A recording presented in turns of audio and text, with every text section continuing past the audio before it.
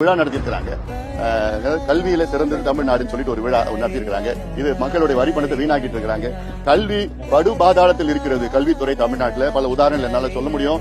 அதாவது ஒரு உதாரணம், தமிழ்நாட்டில் 37,500 அரசு பள்ளிக்கூடங்கள் இருக்கிறது. 12,500 தனியார் பள்ளிக்கூடங்கள் இருக்கிறது.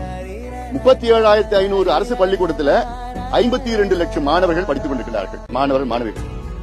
அதே வேளையில வெறும் 12,500 தனியார் பள்ளிக்கூடத்துல 65 லட்சம் மாணவர்கள் படித்துக் கொண்டிருக்கிறார்கள். நினைச்சு பாருங்க.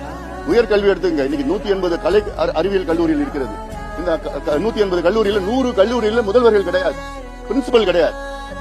10,000 உதவி பேராசிரியர்கள் பணியிடம் காலியா இருக்கு. எல்லாமே டெம்பரரி. பொதுவா ஆர்ட்ஸ் காலேஜ், சயின்ஸ் காலேஜ்ல போட்டி போட்டுட்டு சேருவாங்க. இந்த வருஷம் பாத்தீங்கன்னா கிட்டத்தட்ட 34,000 ஸ்டூடெண்ட்ஸ் சேரல. 96,000 அட்மிஷன் தான் வந்திருக்குது. 1,30,000 1,35,000 அட்மிஷன் யூஸ்வலி வரும். ஏன்னா யாரும் சேர மாட்டாங்க. ஆசிரியர்கள் கிடையாது, முதல்வர்கள் கிடையாது, பள்ளிக்கூடத்துல ஒண்ணும் கிடையாது, நிதி கிடையாது. சும்மா வரும். ஆனா கல்விக்கு சிறந்தது தமிழ்நாடுன்னு சும்மா நாடகம் நடிச்சுக்கிட்டு மக்களுடைய வரி பணத்தை வீணாக்கிட்டு இருக்கிறாங்க.